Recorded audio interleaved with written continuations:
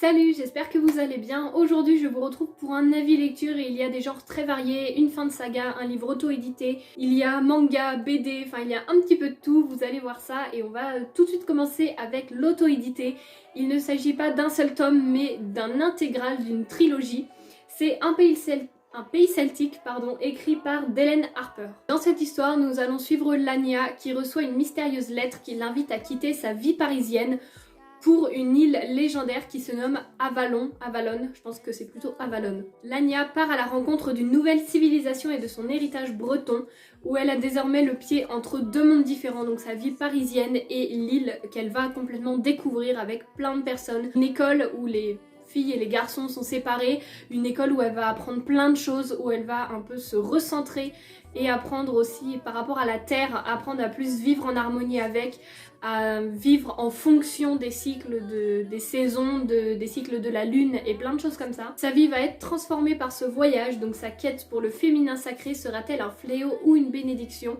Ça va être un petit peu comme un voyage initiatique qu'on va suivre et on va suivre toute cette histoire du point de vue de Lania. J'ai lu les 3 tomes quasiment à la suite, je crois que j'ai juste séparé entre chaque avec un manga dont je vais vous parler dans cet avis lecture là. Donc je vais vous parler de l'intégrale complète. Je trouve que ça aurait fait bizarre pour moi de lire que le tome 1, que le tome 2 ou que le tome 3 vraiment séparément ou de les avoir séparément. Pour moi, il faut vraiment avoir l'intégrale parce que je trouve que le début du tome 2 ou la fin du tome 1, si vous voulez, on voit pas vraiment que c'est une fin en elle-même, on dirait juste la fin d'un chapitre. Donc c'est vraiment, je pense que l'intégrale est vraiment bien pour ça parce que sinon je me sentirais un peu perdue si j'avais chaque tome séparé et que je ne les aurais pas du tout enchaînés. Alors pour ce qui est de mon avis, au départ j'ai un petit peu peiné à rentrer dans l'histoire parce que je savais pas trop où est-ce que l'autrice allait nous emmener. J'ai trouvé la plume un petit peu lente au début, voilà, j'arrivais pas trop à m'accrocher au personnage aussi, à suivre un petit peu tout ce qui se passait et surtout parfois on a un point de vue interne avec Lania et parfois on repasse à un point de vue externe. Donc ça m'a un petit peu perturbée parce qu'on sait pas trop du coup si on doit s'attacher vraiment au personnage, enfin moi c'est un peu ce que j'ai ressenti. Ça m'a pas gêné plus que ça, mais c'est vrai que j'ai relevé ça à la fin de ma lecture, donc voilà. Ensuite, quand j'ai dit que la plume de l'autrice était lente, c'est pas exactement ce que je veux dire, c'est plus qu'elle est elle est poétique, elle utilise des belles tournures de phrases voilà, qui sont intéressantes, mais parfois dans certaines explications, quand elle est dans le monde, dans le pays celtique, j'ai trouvé qu'il y avait des répétitions. Parfois je me suis dit oui, je vais pas dire on a compris, mais j'ai trouvé que c'était un petit peu trop répété. Donc il y avait juste ce petit bémol là et puis j'ai trouvé un manque de dynamisme, un manque d'action. En résumé, c'est écrit sa vie va être transformée par ce voyage en pleine Europe au bout du monde. Donc moi je m'attendais quand même à un voyage où elle va rencontrer une nouvelle civilisation, son héritage, etc. Enfin je pensais qu'il allait avoir beaucoup plus d'action, donc c'est peut-être ça qui m'a freinée par rapport au manque de dynamisme et au manque d'action, mais je m'attendais à avoir plus de peps on va dire. Mais sinon j'ai bien aimé dans le sens où j'ai trouvé que les traditions étaient vraiment bien expliquées, bien représentées et qu'elles soient là. Ça par contre j'ai vraiment retrouvé. J'étais un petit peu perdue quand on était dans la vie parisienne et dans la vie au pays celtique parce que je me suis dit mais c'est que pendant les vacances ou enfin voilà, au niveau du temps je savais pas trop parce qu'on passait beaucoup de temps dans le nouveau pays que Lania rencontre, donc ça c'est très bien. Mais après quand elle retourne à Paris, on a des gros moments où par exemple on la retrouve après et où ça met bon bah maintenant j'y retourne et je me suis dit mais du coup qu'est-ce qui s'est passé entre temps, enfin il y a eu ces petits moments de flottement. Après ça m'a pas gênée parce que je pense que les moments qui se passaient à Paris n'étaient pas forcément indispensables ou alors aller rajouter quelques longueurs, ce qui n'était pas forcément agréable à rajouter. Donc de ce côté là c'était bien, mais d'un autre côté ça m'a un petit peu perdu au niveau du temps. Mais c'est pas un gros bémol que je pourrais soulever, mais je voulais juste vous le dire. Ce que j'ai beaucoup aimé, c'est l'importance des femmes dans le roman. On va suivre l'école des filles, un petit peu celle des garçons, où à un moment Lania elle va essayer d'écouter, de voir ce qui se passe, etc. Mais on est vraiment centré sur la femme, etc. Tout ce qui se passe, l'importance qu'elles ont. Et j'ai trouvé ça vraiment très bien expliqué. Certaines choses qui peuvent être tabous dans la réalité et qui sont abordées de manière explicite, de manière vraiment simple. Juste trouver ça super bien expliqué et voir l'importance que ça a eu dans ce roman-là.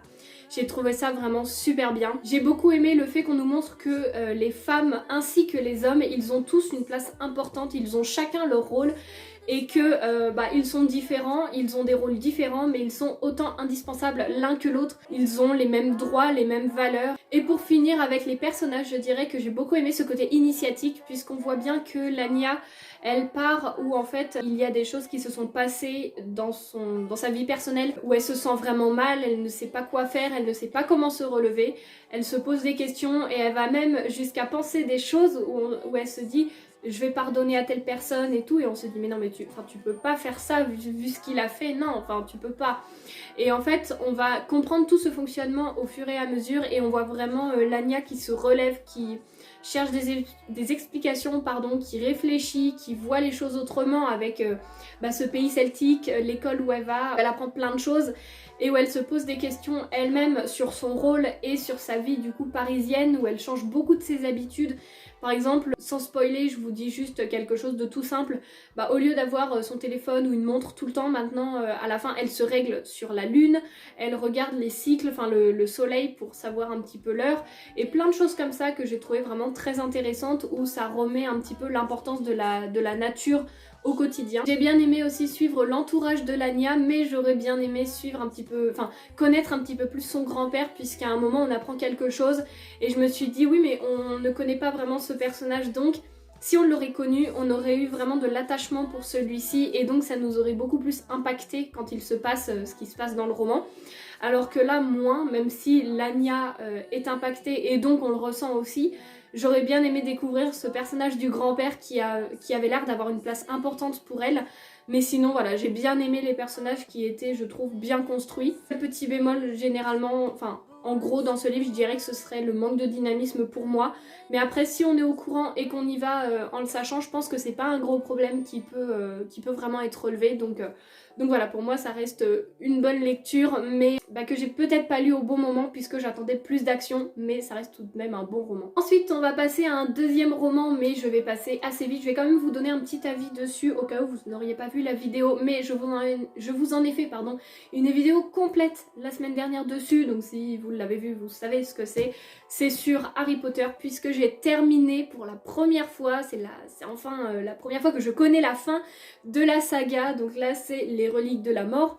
J'ai vu le film, j'ai vu tous les films, j'ai lu tous les livres et je connais enfin la fin pour la première fois. Pour vous donner mon avis, bien sûr toujours sans spoil, sur ce 7e tome, j'ai adoré la fin, et puis même tout le roman vraiment, quand je dis la fin c'est la fin de la saga.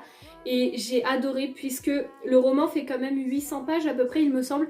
Je n'ai trouvé aucune longueur. Comparé au film où j'ai trouvé des longueurs, notamment dans la partie 1 des Reliques de la Mort, là je n'ai trouvé mais zéro longueur. Et j'étais happée tout le temps dans l'histoire. J'ai beaucoup aimé retrouver les personnages, le rôle. On apprend toujours plus de choses, on change d'avis sur des personnages qu'on pensait méchants et qu'en fait on apprend à les apprécier, à les trouver courageux et... on se dit au dernier moment mais on peut pas changer d'avis sur un personnage à la fin de la saga, et ben si.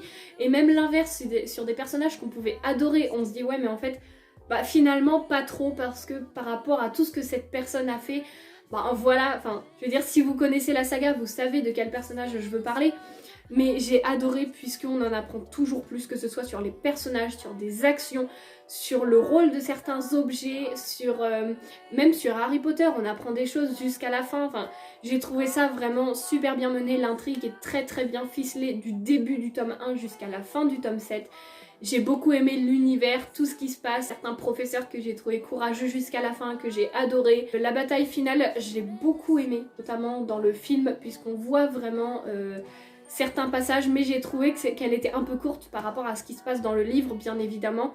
Mais franchement, j'ai adoré, adoré, adoré. Il faut lire Harry Potter parce qu'on apprend tellement plus de choses que dans le film. Et voilà, est-ce que vous avez besoin de mon avis pour vous lancer dans Harry Potter? Je ne pense pas. Je pense que c'est assez connu pour pas avoir besoin de mon avis en plus, mais je voulais quand même vous en parler. Donc voilà, il me semble que j'ai tout dit par rapport à ce que je voulais dire, mais dans tous les cas, j'ai une vidéo complète sur Harry Potter, donc j'ai pas besoin de déblatérer encore longtemps dessus. Si vous voulez encore plus de détails, encore plus de choses là-dessus, allez voir cette vidéo, je pense que ce sera beaucoup plus simple. Ensuite on va passer à un tome 8, donc il s'agit d'un manga, donc l'Atelier des Sorciers, écrit par Kamome Shirahama, et ici c'est publié chez Pika. Pour vous faire un petit résumé, même si ce manga est assez connu, on va suivre Chocho, non, Coco, qui est une jeune fille, une petite fille qui est tout à fait ordinaire. Elle a toujours été passionnée par la magie, mais ce sont seulement les sorciers qui peuvent la pratiquer. Et un jour, dans son village, elle voit un magicien le pratiquer, enfin pratiquer de la magie, sauf qu'il ne s'est pas bien caché et Coco va essayer de reproduire, sauf qu'elle produit un sort. Alors il me semble que c'est de la magie noire et elle va pétrifier sa mère. Les sorciers veulent lui faire tout oublier, lui effacer les souvenirs pour qu'elle oublie tout ce qu'elle a vu, tout ce qu'elle a fait, mais elle ne veut pas. Et donc il y a il me semble que c'est un maître magicien qui va lui proposer d'intégrer son école pour apprendre à faire de la magie autorisée, tout simplement de la bonne magie, et par la suite pour sauver sa mère. Et donc on va suivre toute cette histoire. Et donc là j'en suis au tome 8, donc franchement autant vous dire que si je continue la saga, c'est que je l'aime beaucoup. Pour moi c'est encore une très bonne lecture où j'adore toujours retrouver les personnages, retrouver cet univers. J'aime beaucoup que je vous trouve une page qui ne spoile pas. J'aime beaucoup les personnages, comment est-ce qu'ils sont représentés, les décors aussi. Parfois on a des doubles pages qui sont juste magnifiques. Les personnages quand ils sont représentés en gros plan ou autre, j'aime beaucoup par exemple celle-ci. On apprend toujours à connaître les personnages, on en apprend toujours plus. Même si dans ce tome 8, dans le bon sens ce serait mieux, même si dans le tome 8 on en apprend un petit peu moins. Je trouve que c'est un petit peu plus calme que les tomes précédents. J'ai passé tout de même un très bon moment. Après j'ai pas grand chose à vous en dire de plus parce qu'on n'est pas sur un tome 1, on n'est pas sur la fin de saga, on est vraiment en plein milieu. Enfin je ne sais pas du tout si c'est prévu de se terminer à un moment, s'il reste beaucoup de tomes ou pas, je n'en sais absolument rien. Mais pour l'instant ça reste tout de même une très bonne lecture, donc voilà, que je peux que vous recommander. Ensuite on va partir sur une petite déception, il s'agit du roman, c'est un tome 2, donc c'est Si loin si proche, écrit par Françoise Bourdin. Et c'est aux éditions, alors je croyais que c'était France Loisirs, mais c'est écrit édition de Noyelles, donc voilà, je ne connais pas du tout. Et c'est le tome 2 de Grand Paradiso que j'ai lu il y a plus d'un an, que j'avais adoré, donc j'attendais quand même quelque chose de ce roman, et j'ai été assez déçue. Donc dans cette histoire nous allons suivre Lorenzo, qui est un homme, c'est bien, Camille, bravo, et il reçoit pour héritage des, je sais pas combien d'hectares de champs en friche, enfin vraiment, et il va vouloir réaliser son rêve de construire un zoo, parce qu'il a toujours été passionné par la protection des animaux, il veut réaliser son rêve. Donc on va suivre toute cette histoire dans le tome 1. Je voulais continuer de la suivre dans le tome 2. Donc comme vous pouvez le voir sur la couverture où on retrouve deux girafes, et j'avais pas vu, mais là il y a les deux petits personnages principaux. Donc on suit quand même le zoo, c'est quand même le lieu principal où les personnages se retrouvent tout le temps. Je me suis tapée dans les lunettes, c'est génial. Ça j'ai beaucoup aimé retrouver les animaux, etc. Mais je trouve qu'on se focalise trop sur les mêmes animaux. Ça va être tout le temps le jaguar, le grizzly, je sais plus, mais... Voilà, c'est généralement tout le temps les mêmes animaux. J'ai ressenti un peu un manque de diversité des animaux, ce que j'avais pas du tout ressenti dans le premier, alors je me souviens plus, mais je pense que c'était beaucoup plus diversifié puisqu'ils construisaient ce zoo. Et donc, simplement, on voyait chaque espèce arriver, etc. Comment est-ce qu'ils s'en occupaient, comment est-ce qu'ils construisaient, ils élaboraient les enclos, etc. C'était vraiment bien. Donc là, voilà, j'ai ressenti un peu ce manque de diversité des animaux. Et surtout, ce tome 2 a été focalisé sur la romance entre les deux personnages principaux. C'est quelque chose qui est quand même beaucoup moins présent dans le tome 1, mais qui est quand même tout aussi présent. C'est-à-dire que, on va dire que le point principal, ce sont les animaux et ensuite la romance, alors que là, c'était autant les animaux que la romance, et même plus la romance. Et c'est tout le temps je t'aime moi non plus, mais finalement je t'aime, ah oui mais moi attends j'ai besoin de temps pour réfléchir, ça y est j'ai trouvé ma réponse, ah oui mais du coup moi je sais plus trop, j'ai besoin de temps, enfin... Et ça m'a un peu saoulée parce que à un moment les personnages, on les suit chacun de leur côté, leur point de vue, ils s'aiment tous les deux mais ils sont jamais sûrs et puis ils osent pas et puis machin. Donc oui ok c'est quelque chose qui peut se ressentir, mais à un moment j'ai trouvé ça... répétitif, long, bah voilà, moi ça m'a un petit peu saoulée. Donc c'est pour ça que ça a été une petite déception. Après j'ai bien aimé quand même suivre ce tome 2, je ne regrette pas de l'avoir lu.